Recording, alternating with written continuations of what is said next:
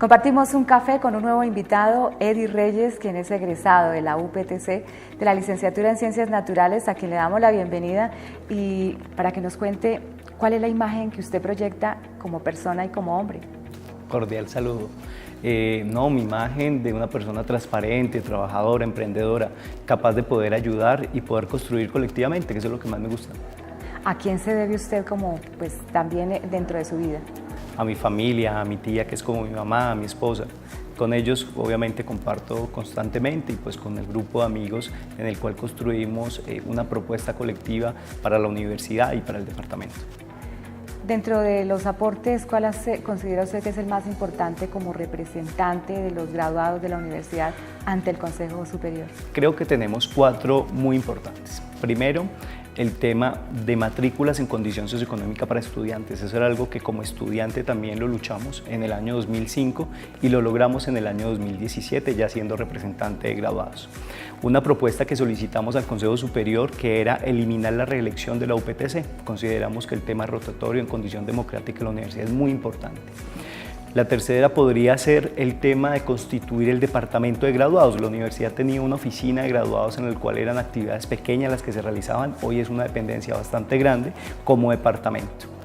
Y pues la final era poder abrir las puertas de la universidad a los graduados y ya hemos hecho algunos eventos en términos, por ejemplo, de los representantes de graduados en cada una de las facultades y escuelas donde se constituyó el comité de representantes de graduados y el año pasado hicimos el primer encuentro de deportes de graduados. Fueron 7 categorías deportivas donde participaron cerca de 500 graduados en la universidad. ¿A qué más le dedica tiempo a usted en su tiempo libre? No, yo le dedico tiempo a mi ciudad, le dedico tiempo a mi departamento y a construir colectivamente un futuro pues, para cada uno de los boyacenses y los tucanos. ¿Qué proyecta? ¿Los deseos grandes cuáles son? No, mi mayor deseo es seguir participando y apoyando en lo que nosotros considere pertinente, por lo menos aquí en la universidad, en lo que nosotros podamos ayudar pues para que mejore la universidad. Ahorita estamos en el tema de plan de desarrollo, pues con la rectoría y pues apoyando desde el Consejo Superior que se construya la universidad que queremos. Eddie, ¿qué le disgusta a usted? No, de pronto irresponsabilidad o gente que de pronto no hace el trámite necesario o debido en las solicitudes que uno le haga. De pronto esas personas que son un poco irresponsables sí me disgustan. ¿Cómo es como padre de familia? Bien, pues en familia, con mi esposa, con mi tía, construyendo familia. En realidad hace poco pues estoy casado, entonces por lo tanto hasta ahora construyendo una bonita familia. ¿Cuál sería el mensaje para los hombres, haciendo también alusión a esa celebración de representatividad a los hombres en el departamento, en la universidad? No, claro que sí, los hombres sin duda alguna poder empoderar diferentes espacios junto con sus mujeres, con las personas más cercanas que tenga, con sus hijos, con sus esposas, ser una persona responsable y un ejemplo para cada una de las familias. Seguramente los hombres tienen que tener ese ejemplo y ese devenir.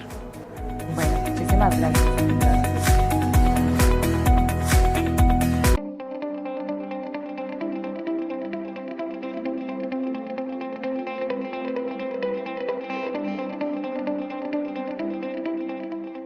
Nosotros somos estudiantes de licenciatura en Artes Plásticas de 6º semestre y estamos haciendo un mural para la materia de proyecto y creación de procesos experimentales en pintura. Estamos trabajando 4 temáticas. La primera es recreación y deporte, sigue salud sexual, prevención a drogas y tabaquismo y por último vida sana y autocuidado y nutrición. Se está trabajando la técnica de mural en brocha seca y fragmentados de triángulos. La idea principal era manejar una gama de tonos fríos hacia cálidos, que es más o menos lo que se pasó a la propuesta. Fue una solicitud que nos hizo Bienestar a la Escuela de Artes Plásticas y que pues, la ejecutamos como estudiantes de artes porque estamos viendo la materia precisa para pintar el mural. El primer mural lo hicimos con amarillos ocres y el tema principal es autocuidado y nutrición. Escogimos este tema para hablar un poco como del amor propio, porque eso también es autocuidado, hablar de amor propio, hablar de salud mental, más enfocado como hacia la psicología va este primer mural. y quisimos tomar unas fotos de nosotras las compañeras, y estas fotos fueron editadas por nosotros mismos también y luego las usamos para hacer el mural. Pero básicamente habla de eso, este mural, de amor propio, de cuidado personal, de salud mental. Hicimos 3 mujeres que representan 3 emociones y sensaciones, que son una como de euforia, la otra feliz y la otra triste. Estamos desarrollando este proyecto mural que va enfocado a la actividad física y al deporte, ¿sí? Pero quisimos ir como un poquito más allá de no poner otros deportes como la gimnasia, sino poner algo más local. Entonces por eso también decidimos hacer como el juego de tejo, la danza colombiana y el ciclismo, que es muy apoyado por esta región boyacense. Lo que se espera de aquí en adelante es poder contar con proyectos parecidos a estos, que haya mucho estímulo, que también se generen como esos incentivos económicos que es como una motivación para trabajar, además de resaltar estos trabajos de los artistas de la UPTC.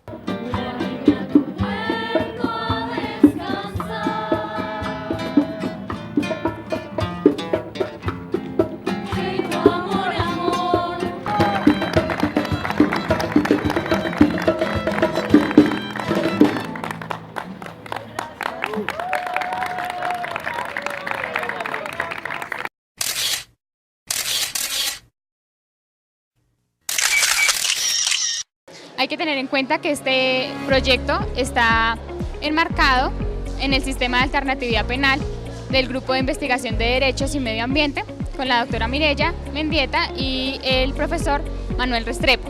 Además de esto, el objetivo de dicho grupo de investigación es analizar las diferentes problemáticas de los centros carcelarios y cómo se da la violación fundamental de derechos en estos centros penitenciarios. Para empezar, nuestro proyecto habla sobre las madres gestantes en América Latina, sobre todo pues en Colombia, y cómo a la hora de la verdad la maternidad y sus derechos son vulnerados en estos centros. Como ya lo decía mi compañera, en Colombia realmente se presentan demasiados conflictos frente a la reglamentación e implementación de la ley en la cual se haga realidad ese interés prevalente del menor. Hoy vamos a hacer un acercamiento de lo que piensan los niños, porque finalmente ellos son el reflejo de lo que somos como sociedad. Básicamente lo que nosotros quisimos hacer es una perspectiva respecto a lo que los niños de 0 a 5 años piensan sobre el derecho penal en Colombia y lo que es su proceso, a lo que realmente es y cómo nosotros interpretamos el derecho penal. Entonces lo hicimos a través de dibujos, encontramos muchas perspectivas, por ejemplo niños que piensan que en las cárceles existen porque hay gente que se lo merece y hay gente que debe estar allá porque se lo buscó básicamente, pero también hay niños que piensan que las cárceles son un lugar muy bonito donde la gente aprende, donde la gente se rehabilita y se resocializa, cosa que lo podemos comparar con lo que vemos en el derecho penal, que son condiciones de hacinamiento, de higiene pésima y que las personas realmente viven en condiciones incluso infrahumanas.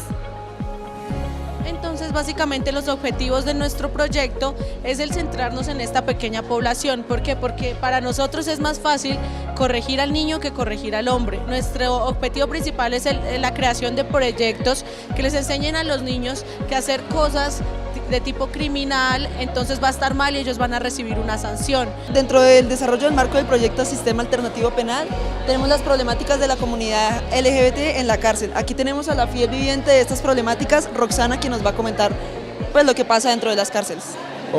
Estoy en el grupo de los LGTB, estoy en la cárcel de Tunja y en esta la verdad ocurren muchos maltratos, los cuales nos llevan no solo con las personas, los reclusos, también nos pasa con los agentes o los guardias, también nos violan muchas veces y la verdad es un poco cansón para nosotros que todo el tiempo, todos los días seamos un motivo de burla.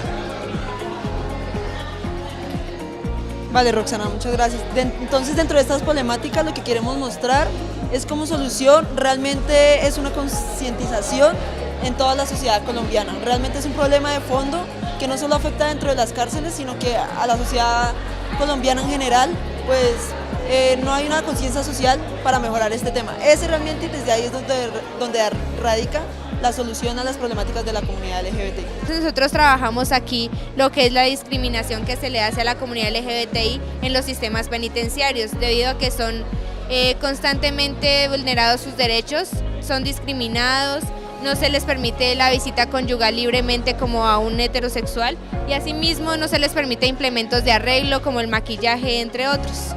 Cabe resaltar que, digamos, una de las problemáticas más grandes, digamos, dentro de los centros penitenciarios es que existe como una doble moral, que no se les permite, digamos, que entren visitas conyugales, más sin embargo, si son en muchas ocasiones estas personas cogidas como, digamos, que objetos sexuales dentro de los centros penitenciarios. Entonces los grupos los cogen para que, pues, para satisfacer sus necesidades sexuales y no los dejan, digamos, como pues que ellos se expresen libremente. Esto es una problemática que se ve, digamos, que a nivel nacional.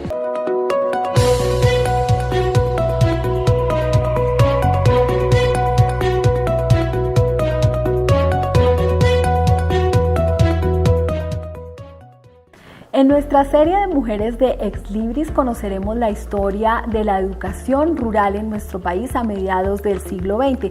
A propósito de esta publicación de nuestra invitada, la doctora Diana Soto, y es que investigó acerca de la vida de dos maestras rurales de nuestro país. Estamos hablando de Amparo Arango y Andrea Linares.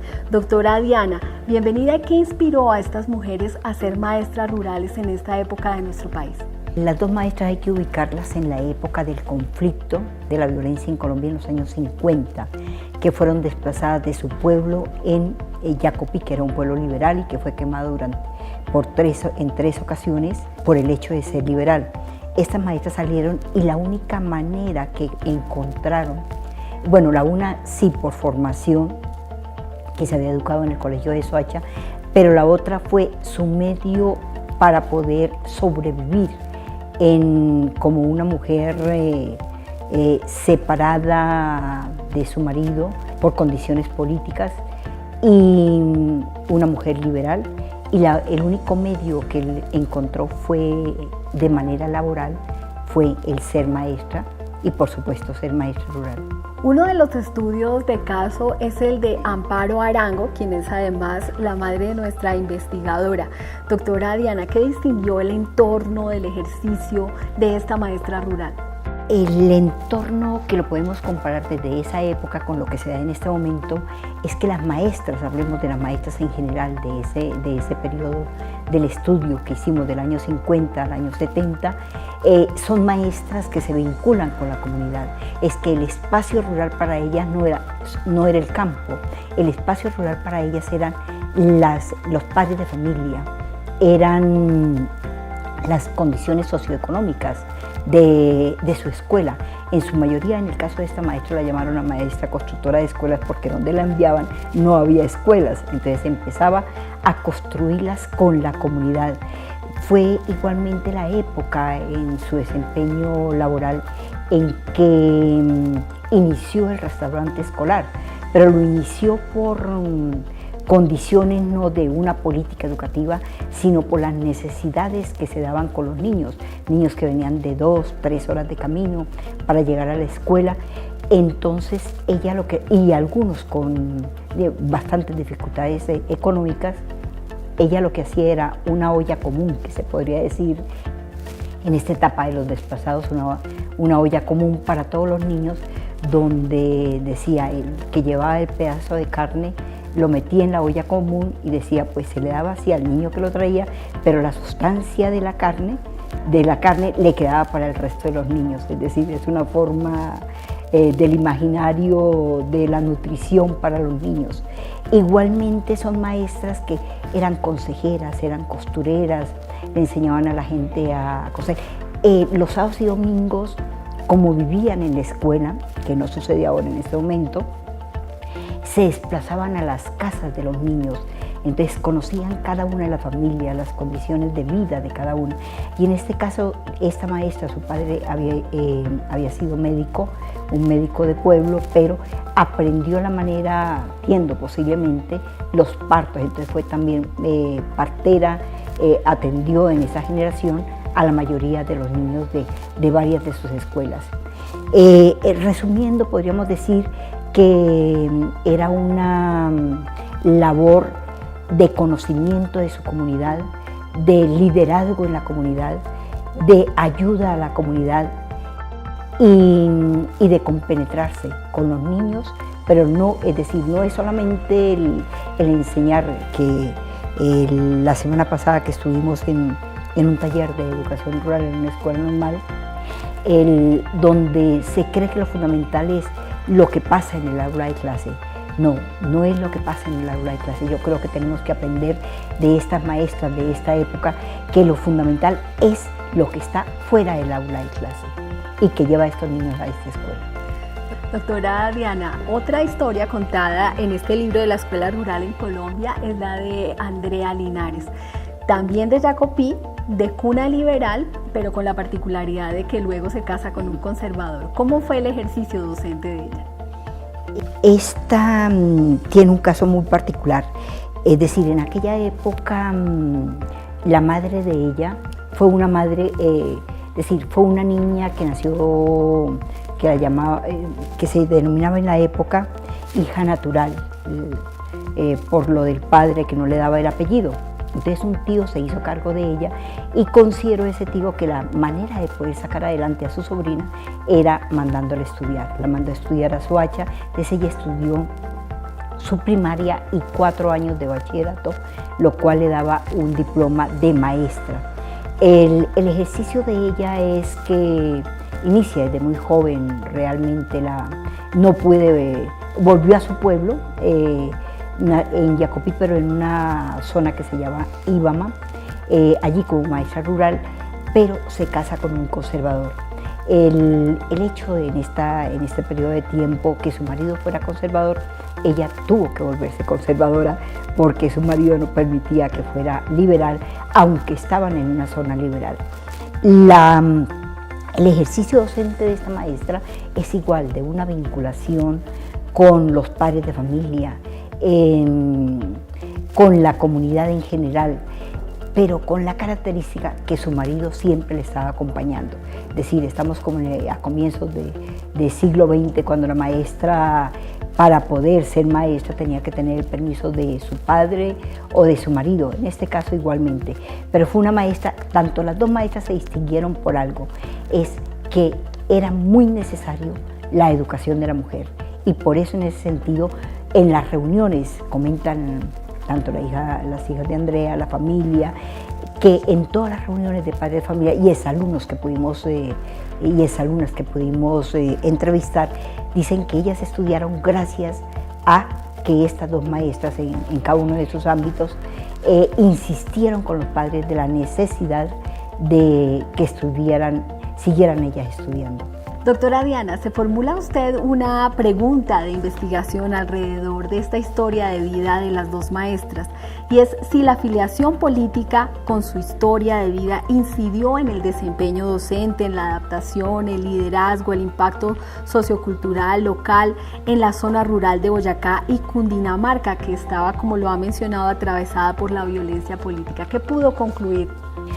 Yo creo que este estudio en particular nos ayuda para entender los desplazados de este momento, porque estas dos maestras realmente de una u otra manera fueron desplazadas, y la que se vino para Boyacá fue una desplazada realmente por el periodo de la violencia. Se puede concluir que en ese periodo de tiempo el sector conservador, el sector político conservador, no permitía realmente que las maestras liberales llegaran a ejercer la profesión, y en algunos casos donde se daban cuenta que la maestra era liberal, la mandaban a los sitios más alejados como una forma de castigo usted bien alejada para que no pueda incidir en las poblaciones ni en las zonas urbanas en el aspecto social o político. Y la conclusión en general es la adaptabilidad de estas dos maestras.